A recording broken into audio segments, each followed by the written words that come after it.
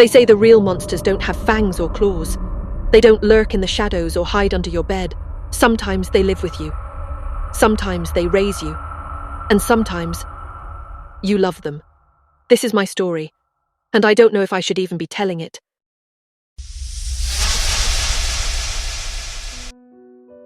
I grew up in a house that was falling apart, with ceilings stained from old water leaks and wooden stairs crumbling with dry rot.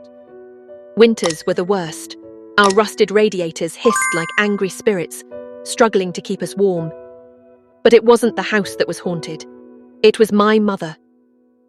She had been slipping away for years. Addiction held her in its grasp, cradling her, whispering sweet lies in her ear until she could barely stand on her own. When her back teeth fell out, she left them on the edge of the bathtub, like forgotten memories. I was 7 when I put them in a matchbox, keeping them safe. As if, one day, we could put her back together again. Annie, my sister, was the only one holding us together. She was my mother more than my mother ever was, patching up my scraped knees, microwaving dinners, and brushing my hair even when I screamed from the tangles. Annie had dark hair like our father, whoever he was, but I was blonde, just like our mum. Annie hated that. She wanted to be blonde too, like Marilyn Monroe, like Mom, as if changing her hair could somehow make her more loved. She left when I was 18. She moved to New York and never came back, but some nights I still dream of her. Mum wasn't always bad. When she drank just enough to stay in that perfect glowing haze, she was magic. She'd wake us up at 3 a.m. to make pancakes, drowning them in cherry syrup. And on rare, golden afternoons, she'd call the school and tell them we were both sick. Then we'd take the car to the beach, the salty wind whipping through the open windows, radio blasting. I remember sitting in the back seat, licking the salt from my fingers, watching the sun melt into the ocean. Annie had just dyed her hair blonde, and in the fading light, she and Mum looked the same. For a moment, I couldn't tell who was who. But those moments never lasted. When she drank too much, she stayed out all night, stumbling home with strangers, her face caked in glitter and smudged mascara. We'd wake up to beer cans and overflowing ashtrays on the kitchen table, the smell of cigarettes curling into the walls. And when she drank too little, when her body screamed for the poison it had learned to live on, she was worse. She wouldn't buy food, would barely sleep. Her eyes would sink into dark hollows, her fingers twitching, her voice sharp and brittle. She screamed at us for the smallest things. One time I spilled juice on the couch. She dragged me off the sofa and onto the floor, her grip like iron. Then she yanked off every cushion and threw them outside, setting them on fire in the backyard. Annie just stood by the window watching. Then she sat next to me on the floor, her head resting against my shoulder. Neither of us spoke. Some nights, when it was really bad, Annie stayed up watching old black and white movies, whispering prayers under her breath. My mum had been gone for 2 days when she called from a payphone. She slurred something about having fun with new friends. She said she missed us. Then she asked me if I was having a good birthday. My birthday had been the day before. I hung up. Annie had made me a cake. She and her best friend, Jane, took me to the beach, and we ate it with our fingers while the sand stuck to the frosting. We watched the sunset, and Annie took blurry pictures with her old Nokia. And when I blew out the candles, I made a wish. I wished Mum would never come back. That night, Annie and I barely spoke. The silence between us felt heavy, stretching through the cracks in the floorboards. And then, it started. It was just past midnight when we heard it, a crying sound, faint at first, drifting in from the backyard. I thought it was the neighbour's baby or maybe the stray cat that sometimes scratched at our door, begging for food. Annie always told me not to feed it. She said once you start, they never stop coming back. I don't think she was talking about cats. The crying got louder. I stood up, barefoot in the grass, the scent of rain heavy in the air. "Maybe it's Mika," I whispered. "The little kid next door. Maybe he wandered over."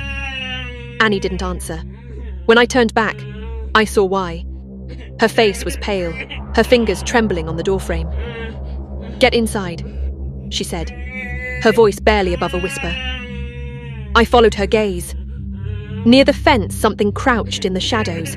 It was too tall, too thin, its arms wrapped tightly around its legs, rocking back and forth. And it was crying. Number not crying, mimicking it. Then, in one sharp, unnatural motion, it stood up. Annie yanked me inside, slamming the door so hard the frame rattled. My heart was pounding, my breath coming in sharp, shallow bursts. But outside, the thing started walking toward the house. Not running, not stumbling, just walking. Slow, deliberate. Annie turned me toward her, gripping my shoulders so tight I could feel the heat of her palms through my shirt. "Don't look at it," she whispered. I didn't mean to. I didn't want to. But I did. Through the window, I caught a glimpse of it standing near the tree line, its head tilted at a wrong, unnatural angle. Its mouth opened, too wide, stretching into something that wasn't quite a smile. And then we heard it. A tap, tap, tap. Someone knocking, no, banging their forehead against the glass. Slow at first, then faster, harder, bang, bang, bang. The window shattered. We bolted up the stairs, taking them two at a time, our hands slipping on the railing. The sound of footsteps followed us, heavy, erratic, gaining speed. We dove into the bathroom, slamming the door behind us. Annie pressed her back against it, hands shaking, her breath coming in ragged gasps. For a moment, there was silence. Then, something slammed against the door. We pressed our backs against the thin wooden door, our legs trembling. It was out there, searching. We could hear it tearing through drawers, knocking things over, pushing furniture aside. Then, a pause. Too long, too deliberate. It was listening. Annie turned to me, gripping my wrist so tight I could feel her nails dig into my skin. She whispered, voice barely audible, "I have to go." I shook my head violently. "No, no way." She placed both hands on my shoulders. "Emily, listen to me. My phone is in my room. If I can get to it, I can call for help." "Are you insane? You're going to get yourself killed!" My voice cracked, and I didn't care if it hurt me. I couldn't let her go. Annie exhaled, her forehead pressing against mine for just a second. She was trembling. "I'll be fast, I promise." Tears burned at the corners of my eyes. "Please, don't leave me." She didn't answer. Instead, she took my hands, curled them around the knife, and pressed them against my chest. Her eyes, those tired, fierce eyes, locked onto mine. "When I go, lock the door. No matter what you hear, don't open it. Not for me, not for anyone." I shook my head again. "Annie, please." Her fingers brushed a strand of hair behind my ear, a gesture so small, so heartbreakingly gentle. "Promise me, Em." I wanted to tell her no, that I wasn't strong enough to do this alone. But she was already reaching for the handle. The moment she cracked the door open, something slammed against the far end of the hallway. I stifled a scream, biting down so hard on my lip that I tasted blood. Annie moved fast. She slipped out into the darkness, her silhouette barely visible in the flickering hallway light, and then she was gone. I barely had time to process it before I heard something move outside the bathroom. A slow, shuffling sound. I threw myself against the door, locking it just as something heavy collided into it from the other side. My whole body jolted with the impact. Silence. I backed away, my breath ragged. My heart pounded so loud I was sure it would give me away. And then, a voice.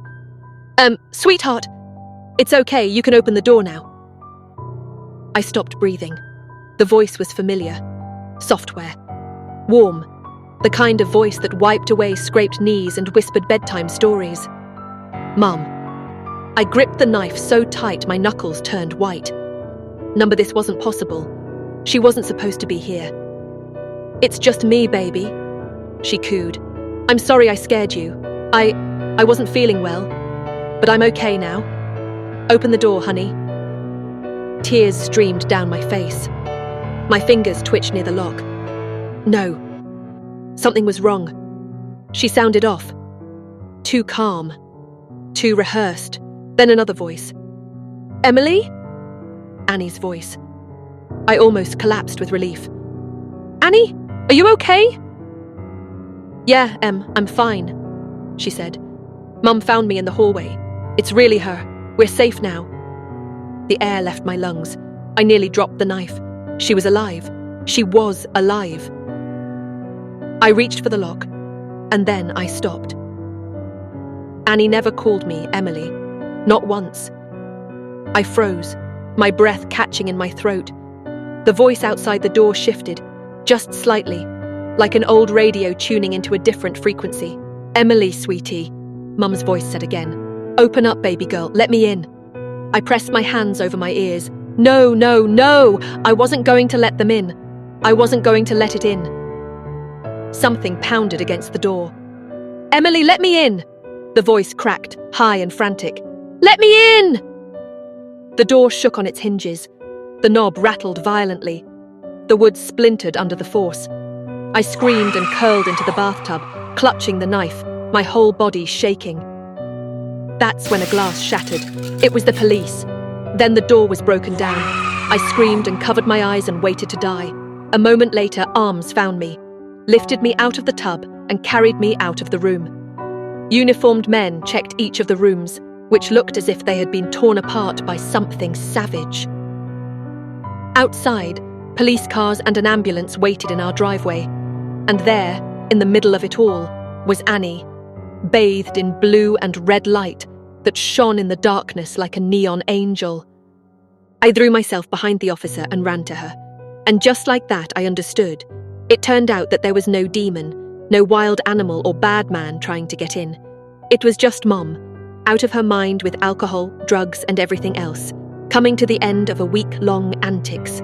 Something had finally broken in her head, and this time we couldn't put her back together, no matter how hard we tried. She had searched the kitchen for all the alcohol we had thrown away and not finding it. She had gone to look for the stash hidden in the bathroom. She didn't want me, just the drugs on the other side of the door. She was so high that she was able to imitate Annie's voice almost perfectly. Even now, when I close my eyes, I can still hear the knocking, and that voice that wasn't his, the thing pretending to be my sister. So I have to ask you, what would you have done? Would you have opened the door? Would you have trusted the voice that sounded so much like someone you loved? Or would you have stayed in that bathroom, waiting in the dark, hoping, praying that what was outside wasn't real? And if you want more stories like this, make sure to like, share and subscribe. Monsters come in many forms. Have you ever faced one? Let me know in the comments. Because sometimes the monsters are already inside. And remember, the abyss is waiting for you.